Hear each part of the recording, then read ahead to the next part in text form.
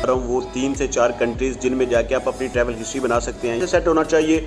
और इन कंट्रीज़ को विजिट करने का बेस्ट टाइम कौन सा है। वीज़ा की बात करूं तो जब आप विजिट वीज़ा की, टूरिस्ट वीज़ा की बात करते हैं तो सबसे पहला ये पॉइंट आता है, देखा जाता है कि मैं बात करूंगा वो इंटायरली थोड़े से डिफरेंट है rather than these countries. Brunei Darussalam वो सारे डॉक्यूमेंट्स चाहिए होते हैं जो आपने टर्की या इजिप्ट के वीज़े के लिए अप्लाई करने हैं, या फिर मलेशिया, इन दोनों में से कोई एक कंट्री जो कि आप उस पॉइंट ऑफ व्यू से ले लें कि आपको फ्लाइट कन्वीनियंसी में इसका ट्रिप करना है और विद इंक्लूडिंग फूड, और आप बाकी चीज़ों को भी मैनेज करना चाहते हैं।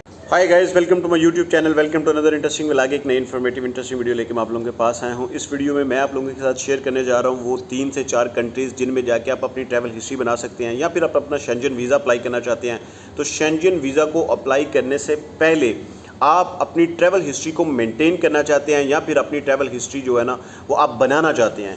इसके अलावा अगर आप चाहते हैं कि आपके पास बजट बहुत कम है, एक इकोनॉमिकल वे में रहते हुए आपने अपनी ट्रैवल हिस्ट्री बनानी है और आपने ऐसे कंट्रीज़ विजिट करने हैं जिनसे आपकी ट्रैवल हिस्ट्री भी बन जाए, आप शेंजन वीज़ा भी अप्लाई कर सकें और आपकी मिनिमम कॉस्ट या एक्सपेंडिचर्स जो हैं वो मिनिमम हो, तो वो कौन से कंट्रीज़ हैं, इनकी वीज़ा रेशो कैसी है, इनको अगर वीज़ा अप्लाई करना है तो उसका मेथड क्या है, इसमें टिकटिंग कैसे हमें करनी चाहिए, हमारा ट्रैवल प्लान कैसे सेट होना चाहिए, और इन कंट्रीज़ को विज़िट करने का बेस्ट टाइम कौन सा है। तो चलते हैं वीडियो की तरफ। और जो लोग भी चैनल पे नए हैं, मेरी आपसे रिक्वेस्ट है सर काइंडली चैनल को सब्सक्राइब कर दीजिएगा, वीडियो को लाइक कर दीजिएगा। वीडियो अच्छी लगती है तो इसको ज़रूर शेयर किया करें उन लोगों तक जिनको इनकी सबसे ज़्यादा ज़रूरत होती है, जहां वो चाहते हैं कि इस तरह की वीडियोस नई हमें देखने को मिले। जब आप सब्सक्राइब करते हैं तो बेल के बटन को ज़रूर प्रेस किया करें। कोई भी नया नोटिफिकेशन, कोई भी नई इन्फॉर्मेशन, कोई भी नई ट्रैवलिंग से रिलेटेड इन्फॉर्मेशन या व्लॉग आता है तो सबसे पहले आपके नोटिफिकेशन बॉक्स में हाईलाइट हो जाएगा। जो लोग मुझसे कॉन्टैक्ट करना चाहते हैं, मेरी इंस्टाग्राम आईडी आ रही है, आप इंस्टाग्राम अकाउंट को भी फॉलो कर सकते हैं और मेरे टिकटॉक अकाउंट को भी फॉलो कर सकते हैं। आप दोनों अकाउंट्स को फॉलो करके मुझे मैसेज सेंड कीजिएगा इंस्टाग्राम पे या टिकटॉक पे। I will be get back to you with positive and proper response. अगर आपका कोई मैसेज जर्नल है, आप चाहते हैं इस इन्फॉर्मेशन से बाकी लोगों को भी फ़ायदा मिले, तो आप ज़रूर कमेंट बॉक्स में हाईलाइट कीजिएगा। और अगर आपको किसी इन्फॉर्मेशन की समझ नहीं आती या बात की समझ नहीं आती तो भी आप इन कमेंट बॉक्स में हाईलाइट कीजिएगा। I will be get back to you.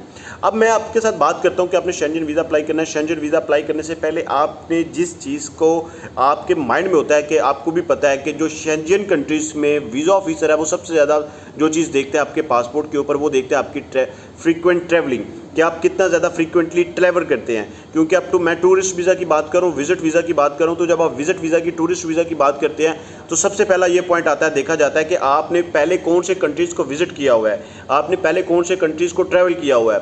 तो जब हम ट्रैवलिंग की हिस्ट्री की बात करते हैं तो हम इंडिया, पाकिस्तान, नेपाल, बांग्लादेश या GCC जोन से देखते हैं, तो हमें जो ट्रैवल करना चाहिए वो कौन से कंट्रीज़ हैं जिनकी हम ट्रैवलिंग कंसिडर करते हैं।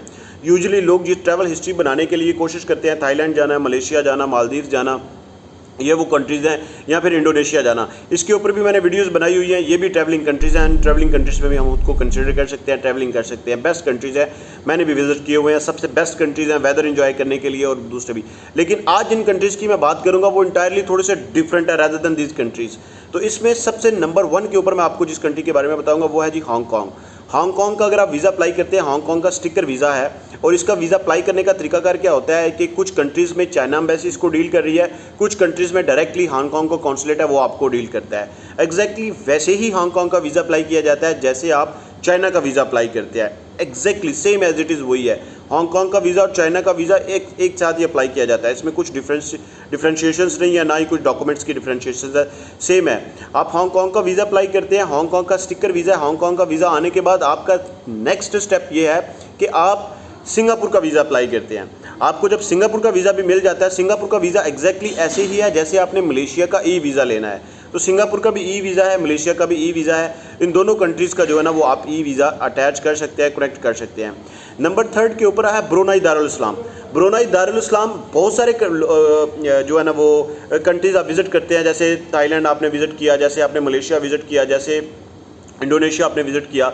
लेकिन ब्रुनेई दारुल इस्लाम में जब आप जाते हैं तो ब्रुनेई दारुल इस्लाम का भी जो है वो स्टिकर वीज़ा है। लेकिन इस कंट्री की सबसे ज़्यादा खूबसूरती, सबसे अच्छी बात यह है कि एक तो ये ब्यूटीफुल है, मतलब बहुत ज़्यादा प्यारा कंट्री है। दूसरी बात यह है कि ये कंट्री, आप अगर इस कंट्री को विज़िट करते हैं तो इस कंट्री की जो ट्रैवल हिस्ट्री है वो आपके शेंजन पॉइंट ऑफ व्यू से आपके वीज़ा में हेल्पफुल है, वो आपके वीज़ा देने में आपको मदद करती है।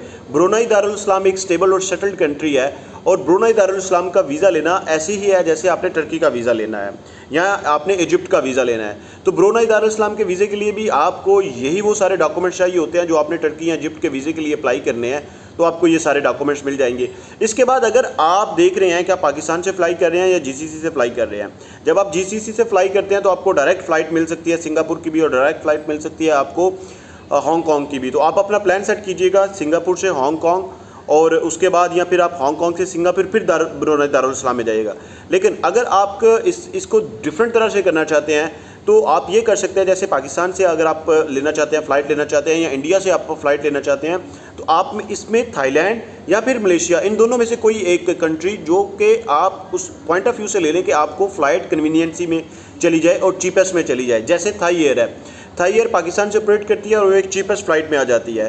तो वो चीपेस्ट फ़्लाइट आ जाती है, वो आप थाई एयर को यूज़ करते हैं और आप मल्टीवेल से यूज़ कर सकते हैं। थाई एयर से आप डायरेक्टली फ़्लाई करते हैं थाईलैंड में, बैंकॉक से फिर आप हांगकॉन्ग में, बैंकॉक से फिर आप जो है ना वो सिंगापुर में भी जा सकते हैं, और फिर बैंकॉक से आप जो है ना वो कनेक्टिंग फ़्लाइट के थ्रू आप ब्रुनेई दारुल इस्लाम में भी जा सकते हैं, या फिर आप मलेशिया का स्टेशन चूज़ कर लेते हैं, उसके थ्रू भी आप ये जा सकते हैं।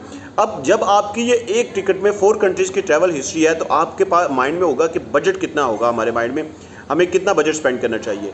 ये चीपेस्ट कंट्री है हांगकॉन्ग में, अगर आपने 3 नाइट्स 4 डेज़ का ट्रिप करना है और विद इंक्लूडिंग फूड, और आप बाकी चीज़ों को भी मैनेज करना चाहते हैं, बाकी सब चीज़ों को भी मैनेज करना चाहते हैं, तो आप $250 से $300 के अंदर 3 नाइट्स 4 डेज़ आप स्पेंड कर सकते हैं।